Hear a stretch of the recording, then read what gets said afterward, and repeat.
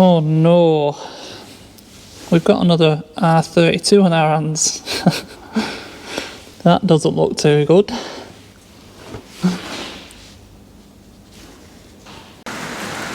Hello and welcome back to Serious About Salvage and a new car reveal day. Yet again, you lucky people. So I did a little sneak peek of this car and I made it way too easy because you all got it right. And it is, in fact, it's a Peugeot RCZ R. Now you're going to hear me say that wrong a lot of times today because it's a bit of a tongue twister trying to say it, especially when you try and say it quick. So I think, without further ado, let's just have a look around it and I'll show you the car, tell you what's different from this R version to a normal one, and then we'll get dived into the damage and see if we can work out exactly what's gone on and how we're going to go about fixing it. So before we do start, if you do enjoy these videos, please do consider subscribing to the channel. There's plenty of videos on my channel by now, like the Abarth series that have gone down a storm. We've got lots of other cars coming in, lots of other content coming for the channel, and yeah, it should be good, so stick around if you like it. Thumbs up for the videos, always helps for the YouTube algorithm. Anything you want to ask, put it in the comments, I'll do my best to get to replying to them if I get time. So let's have a look around this RCZ R. Okie dokie. So yes, this is I think it's a 2014. It's a 63 plate, but I think they were a 2014 model year. So it's a 2014 Peugeot RCZ R. So a few different differences from the normal RCZ. This particular car is actually an express car as well. You'll find this exact car on YouTube. It was reviewed by Fifth Gear and Vicky Butler Anderson, I think her name's called. She drove this round Anglesey when it was brand new, so you can imagine how she drove it. If you want to check it out, go and have a look, search it. But this is the exact car. The registration matches. It's the exact car. It was also reviewed by another car-related automobile channel when it was new as well in 2014. So it's probably had a few celebrity bottoms sat in it, maybe. I've not made my mind up whether that's a good thing or a bad thing, really, because like I said, it has been driven. Used how it was supposed to be used, I suppose. But yeah, right, so we get to the differences. So the biggest and most important difference on this is it still uses the 1.6 turbo engine, but the previous RCZs before the R, the highest power output you could get was a 200 brake horse 1.6 turbo. For this RCZR, they upped the power to 270. 70 extra brake horse, that's a hell of a leap. So as you can imagine, this thing does not just stick around. It's got some go. Bear in mind, Joe, that the Focus ST I've got, that's 250. So this is going to be far lighter. I think the advertised weight is 1280 kilograms. So a light car. And I have noticed already it has got an aluminium bonnet. That's Ali. You can see it there. So yes, it's going to be a nippy car. Now to handle that extra power, as standard, they fit these huge 380mm Alcon 4-pot brakes, which, if you go off the reviews, they are unbelievable. Apparently, they handle the car and the power no problem whatsoever. So that's an R feature. The wheels as well, they are specific to the R. If you look down there, they got an R badge. Does need a clean, obviously. I think the colour is R specific. I had a wiki, and it showed, I think, 4 choices. This being one of them. This is Mercury Metallic Grey. So I think that was R specific. You've got various badges all over the car. You've got your Peugeot Sport on the side. There is an R badge within the grille. The Peugeot is written in red. Is that different? I don't know actually. I'm not sure. And then on the back we get another R badge, which is what I showed the sneak peek of. I didn't think you were going to get it, in all honesty, but obviously people know more than me about cars, and the rare ones. I didn't know this rare one, this R, existed, should I say. So another difference on the back is the dual exit, one each side, and the diffuser. They are R specific, so we really need to be salvaging that. If there's any damage to it, we need to fix it, because it won't be hard, well, it will be hard, I would have thought, to find one of them. And the last thing on the back is the fixed spoiler. That is also an R specific item. The normal ones have the electronic one that comes up at 60 mph or whatever it's set at. This one has the fixed. So on the outside, that's all the differences.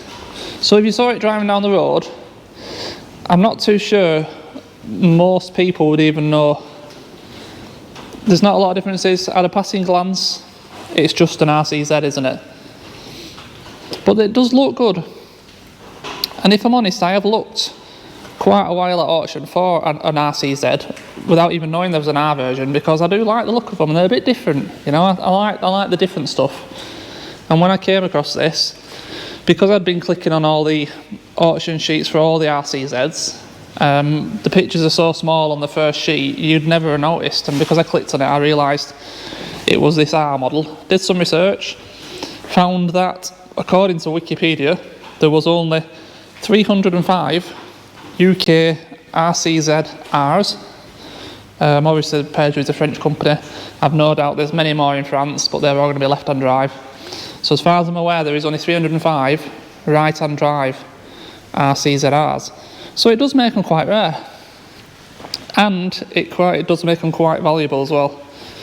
Now I'm not going to say I think the one on eBay is a fair price, because it's a lot of money, but of the two, I've only found two for sale in this country, neither of which are less than 15 grand.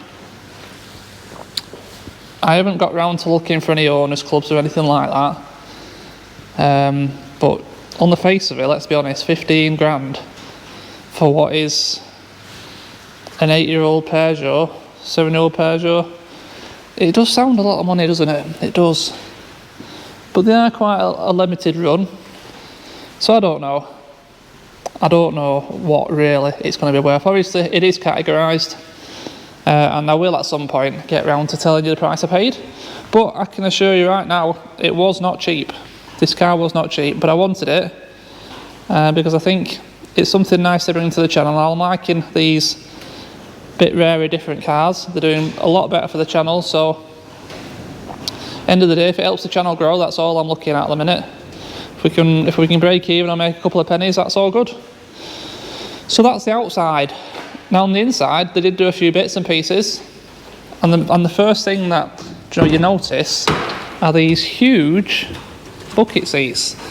I say bucket seats, they're not bucket seats, but the size of the bolsters on them, they're massive, and they're comfy as well. So they are specific. Lovely red stitching. They got like patches of Alcantara, patches of leather. It's a bit of a mix between Alcantara and leather. What's the roof lining? Oh, roof lining's just rubbish. And on the rest of the inside, I don't know what's different and what isn't and what is different, because I've never sat in an RCZ. We have got some kick plates, and I do really like this red stitching, and it all feels, quality. It feels a bit plasticky actually, to be honest, but so we dive ourselves in, and straight away it really does feel like quite a nice place to be. We have another R badge here, Peugeot Sport. And again, just look at the red stitching, it just makes it look a little bit more classy, maybe. And it's nice, the feel as well. It's a nice padded nice padded soft feel. This is obviously hard plastic, and in the centre console is just cheap, horrible stuff. But the stuff that you touch, well, it's nice. It's nice. The only thing that really lets it down is this steering wheel. It feels a bit out of place. It feels a bit plain, a bit boring. I'm guessing it's just an average RCZ steering wheel, but it's like it's just come out of a 306 or something. Feels a little bit, it feels cheap compared to the rest of the car. It's a real letdown. Funky little gear knob. So as far as I'm aware, there isn't any, plaque with a number on or anything like that. To tell you the build number. I don't think they specifically went out to start building these with a specific number in mind. I think it was just a fact that they didn't sell that many. Perhaps, I don't know. So this car is listed as a run and drive, and I'll tell you now it runs and drives, but we're going to go for it. So we've got the key, 2 keys, got 2 and both proper fobs. 2 keys and a logbook with this car, which was a pleasant surprise because I hadn't even noticed it said it had a logbook. So as soon as I saw that, I thought there's a good chance there'll be 2 keys with this car, because if you hand in logbook, then you generally hand in the spare key, don't you? So anyway, we'll get the ignition on. Got a little screen pop up. I'm guessing that's going to be like sat nav on whatnot. 86,000 miles, so by no means low mileage, but again, it's around an okay selling point, isn't it? Anything more than that and you're starting to struggle, really. So I don't think that should be too much of an issue. Right, so let's see if it starts. Okay, it fired up, no problem. Parking assistance fault came straight up on that screen. Now that's because the parking sensors on the back, one of them's popped off and's fallen inside the bumper. So whether it's broken off or whatnot, it's there again now. We will get that bumper off and have a look. But yeah, it's I like the clocks. They're nice and bright, a nice, crisp colour. We do have a sat nav, but we're talking about 2014 here, so I can imagine that's going to be a little bit dated, shall we say. Variant of coronavirus could be spreading. Right, okay. Let's turn that off. Radio works. We've got our climate control. We've got aircon.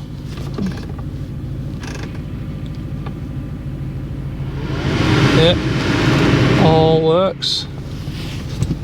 So yeah, I like. Actually, I'm. It's growing on me in here. It's growing on me. I like the wipers going both ways. That's cool. So we've got auto lights, we've got auto wipers, cruise control, power folding mirrors. No, so it's got all the bits and pieces that you need. Yeah. A little bit of a rumble from the exhaust. As far as I know, it's all standard. I really like this clock actually. When I first saw it, I thought it was a bit tacky, but it's a little bit classy actually. It feels,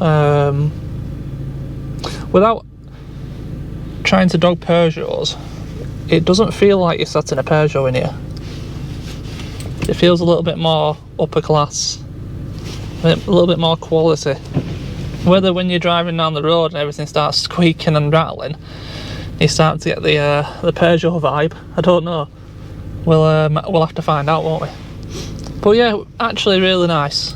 Nice car to sit in.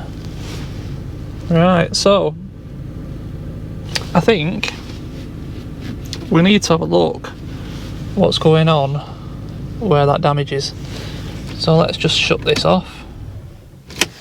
And see a little push button fob. 2 of them exactly the same. Put that back in there so we won't lose it. No engine lights on, was there? Just have another quick look actually. Oil level correct. Yeah, Take the handbrake off. Yeah, no lights on the dash. So that's alright. Right. Show a little nosy under the bonnet as well, whilst we're messing.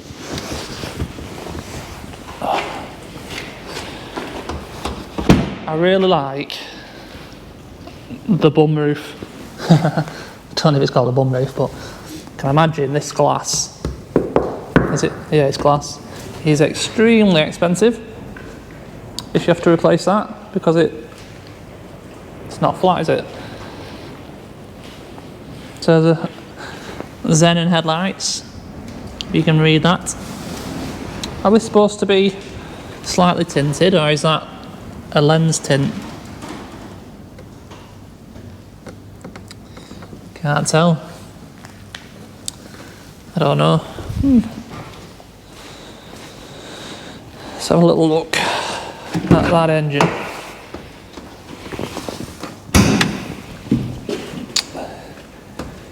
If any of you have spotted the little bit of the rainbow on the water, it's not from this car, that's from the Abarth, because we had that little oil leak.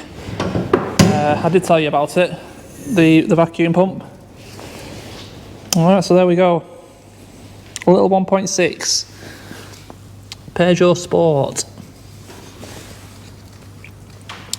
So I'm not too sure what them zip ties are all about on 3 of them. I'm guessing the levers aren't holding themselves shut.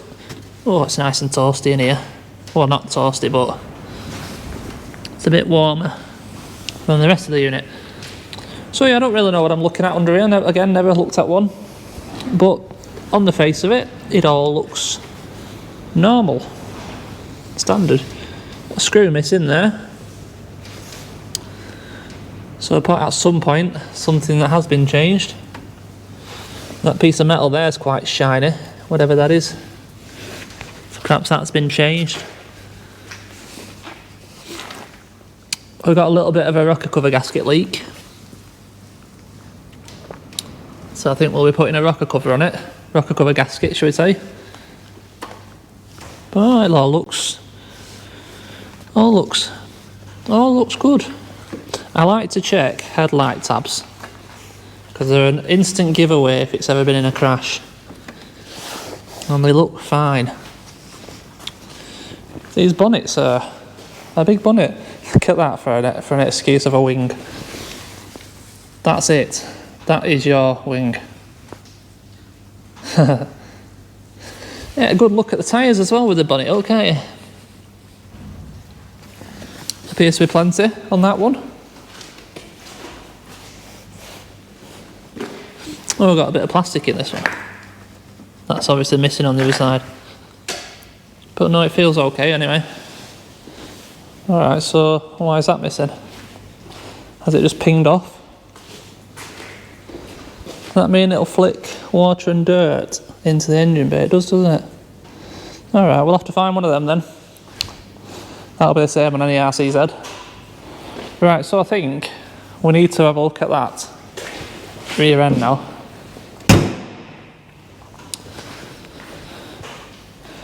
So how do we get in it? There's no button on the back. I would expect there's probably one inside somewhere.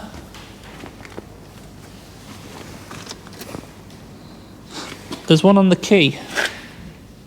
Okay. So the boot is shut.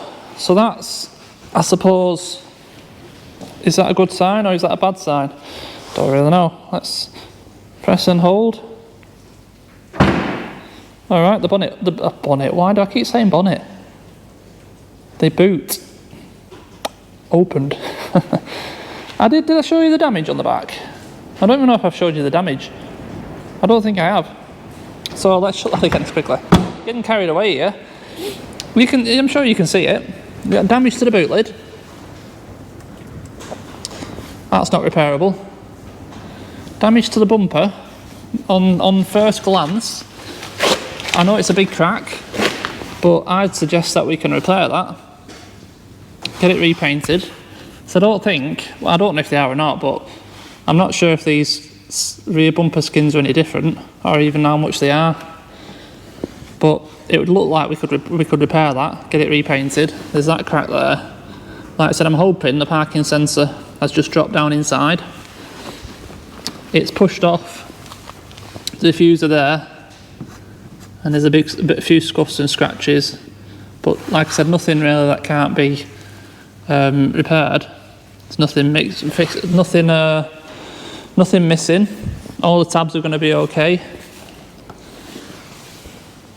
So I'm expecting damage behind the bumper, don't get me wrong, but I think we can repair the bumper. And the only difficult part I can see so far is, unfortunately, this rear quarter has took a bit of damage, which I'm not too sure how that has happened. That's a strange one, because other than a few stress marks there's no damage around here. So how it's managed to just hit there, I don't know. So that's going to have to get some attention from a body shop, that. But again, nothing really going on with the bumper that I don't think, can't be fixed. So let's get back to opening the boot.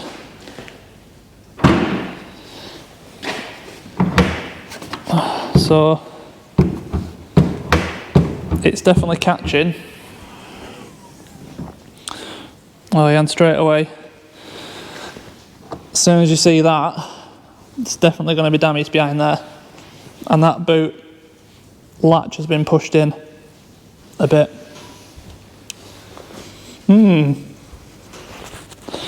So we're going to be looking at a crash bar and probably a bit of a pull on the back end by the looks of it. Yeah. Alright, so well, I think there's no point speculating what we think might be going on back here. Let's just get this rear bumper off and find out for ourselves. It's the best thing to do, easiest thing to do. Have a look then, assess what we think we can do, and then we can get a complete list of what parts we need, if we need a bumper skin or not, crash bar, things like that. There's a bit of trim there that's broke. I'll probably just look for one to replace that. But other than that, I don't think there's going to be much to do on this car. The boot lid, like I said, we do need to replace. And if this is a RCZ R specific colour, then we're not getting a boot lid in colour, are we? That's highly unlikely. And I'm pretty sure they just bolt off and we'll go straight back onto a normal boot lid, I think. Along with a badge and whatnot. Right, well, I'll get you set up on a bit of time lapse and we'll pull this bumper off and have a good look, see what's going on behind it.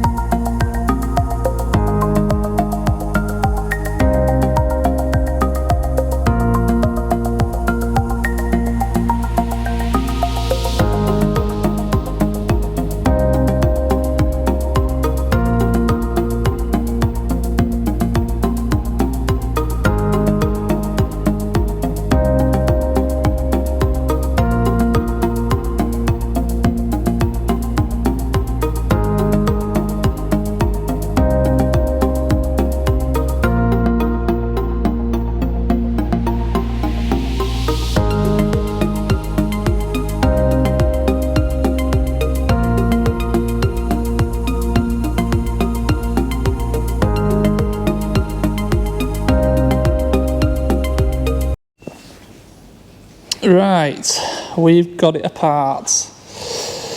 I was hoping it wasn't going to be this bad, but it is, so we're going to have to deal with it. So let's look at the parts we've taken off. So the crash bar, like I said, I knew that was going to be a disaster.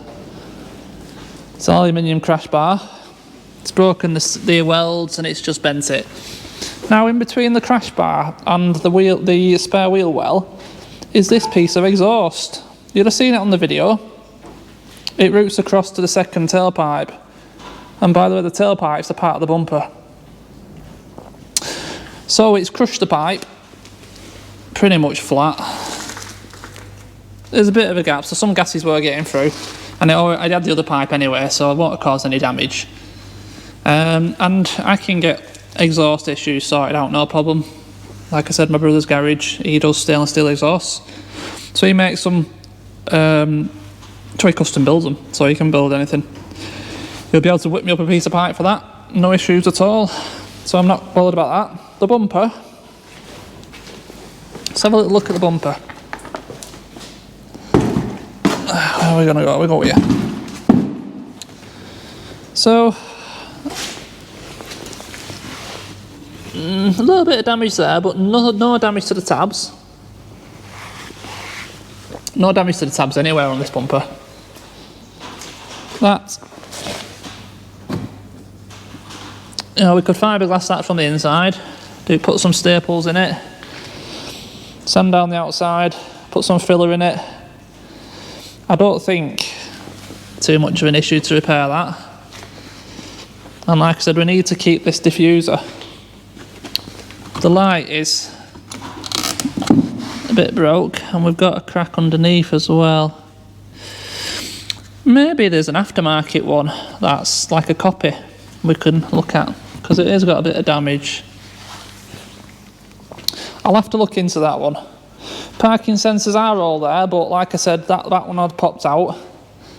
And one of them is broke, one of them snapped off the plug. I think it's this one actually. Yeah, that's it. So we need at least one parking sensor. That one's fine. That's the one that had fallen in. And that one's fine. So I need a parking sensor. All the wiring loom's okay. I'll look at bumper, see if we can get one, and the diffuser. So the main damage, and as you can see, it's taken a decent whack down here. It's a weird kind of damage. It looks like she's, oh, I'm saying she, I'm presuming, I'm sorry. It could have been a he. Whoever was driving it, it looks like they've reversed into a bollard or something like that, because the damage is so isolated to like a post, and for it to not go any higher than that, that means obviously they couldn't see it. Must have been going at a bit of speed though to do that damage, if they have hit reverse into a post. A bollard, should I say. So I've had a look underneath and that chassis leg is still fine. Still straight. The damage ain't over there, that one's fine. So it's this on the outside, this is all, you know, skin damage. This on the outside. It's obviously pushed the top in, as you can see that little kink there. Not a lot, because like I said, the boot was still shutting, but it obviously has pushed it in.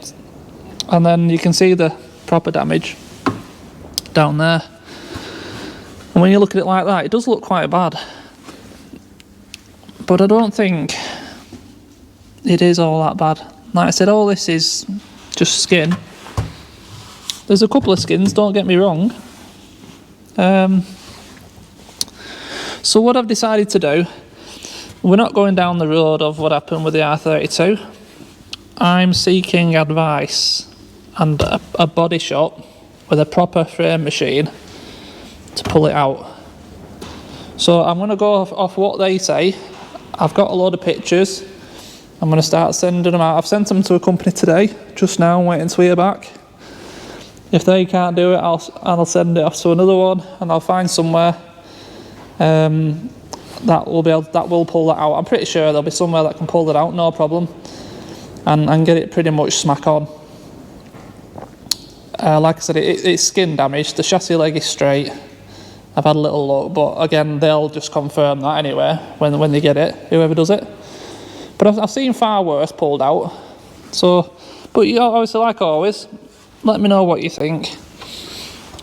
This isn't, you know, my area of expertise by any means, and I don't want to make it worse. I could get my dozer on it. If it was just this here, I'd pull that no problem. I'd get a piece of wood on there, get a hook on it, and that'd pull back. And I know full well it'll pull back, no problem. And I could sort that out. But I haven't got the tools or the knowledge for getting something like that out. So let a specialist do it. There's no reason why I don't think they could pull that out. But put your opinions in, let me know what you think. Like I said, it's worse than I expected. It's crazy, isn't it? You look at the pictures of it, and it looked like nothing. But I knew there was something hiding behind here. I knew it. So there's the exhaust. That's what this side. That's the other side. That it came up here, went across, and then came back down and out there, right behind the crash bar. So I've not seen that before. Oh well. I'm sure we'll be okay with it. I think that's part of the rear bumper as well. So, all there is to do now really is end this video on that note, and like I said, I'll get it somewhere, hopefully, get it straightened out, and we can proceed with it. So when I hear something, I'll be sure to let you guys know. But for now, unfortunately, that's putting a hold on this. I'll get the crash bar and get the bumper sorted out, and then when it gets back it can go back together. Boot lid as well, obviously.